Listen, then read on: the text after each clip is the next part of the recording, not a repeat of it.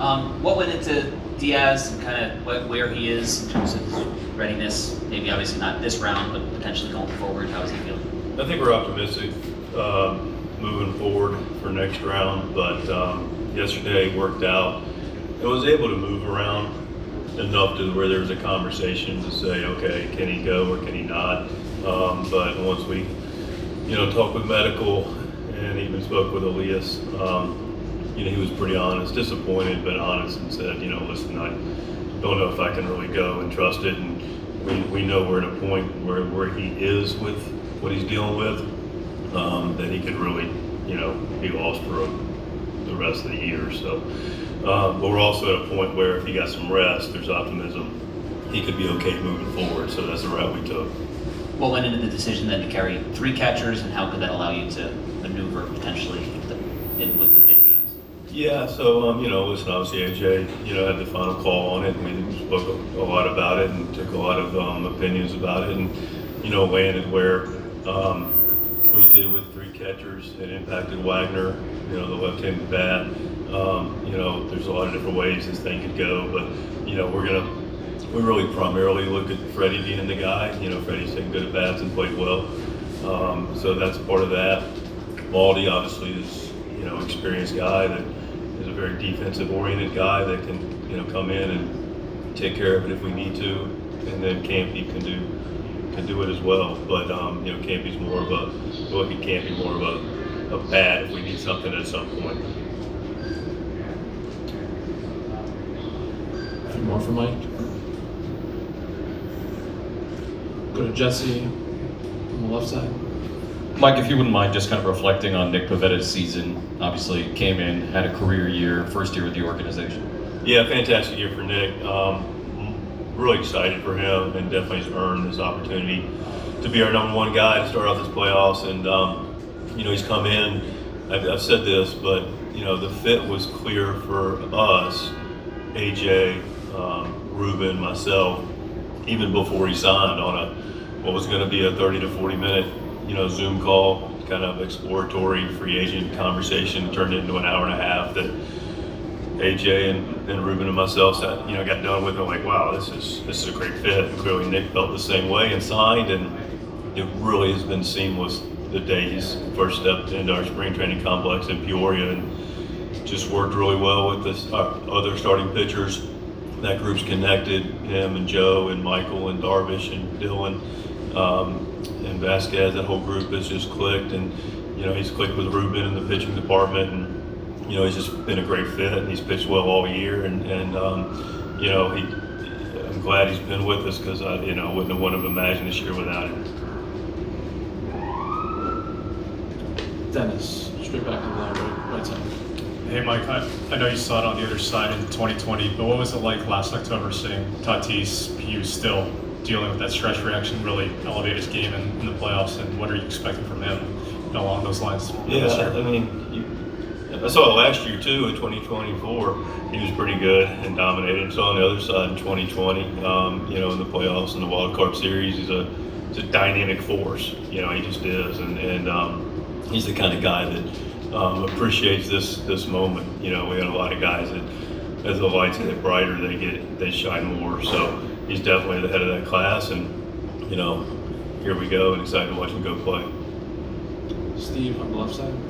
Mike, I'm not suggesting you're all stressed out about facing the Cubs, but on the eve of the playoffs, like, what's the last thing you're thinking about the Cubs that makes them worrisome to play? What's the first thing you're thinking about in the morning about these Cubs?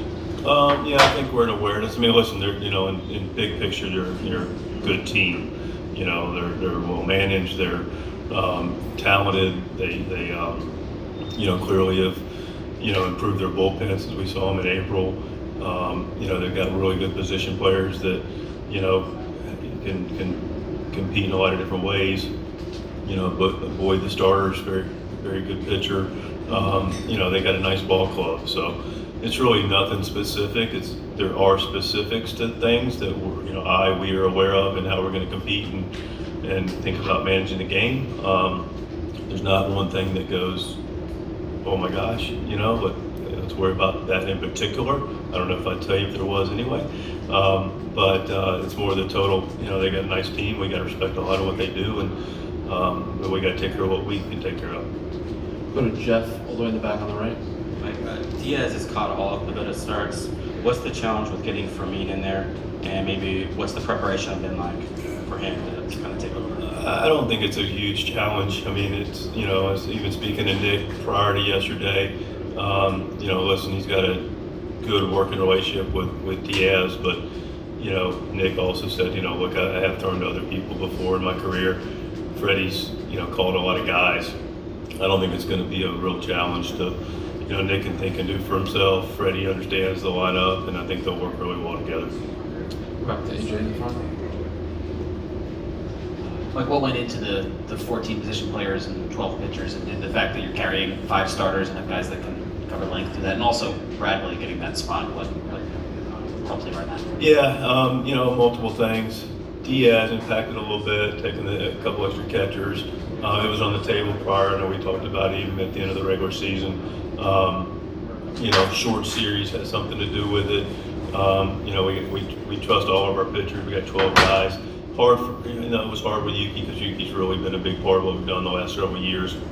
You know, it compromises in this series, but moving forward, you know, be in play.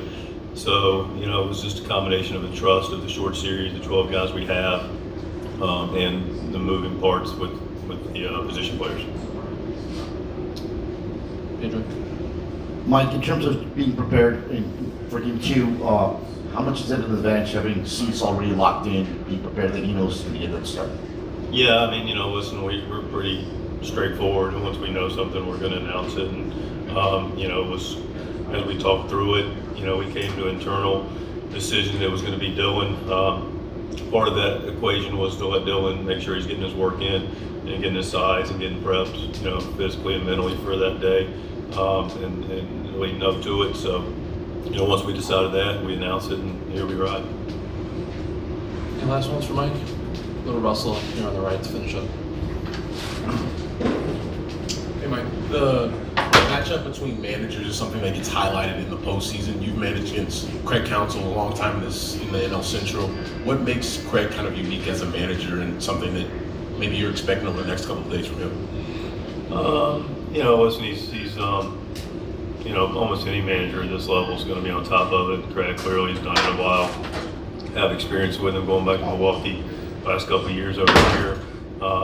You know, he's always going to figure out, you know, the best way he can to navigate his team and put him in the best position as possible. You know, I think we're familiar with each other's styles, and you know, but it's really about, you know, our club and what we do. All right, thanks, Mike. We'll see you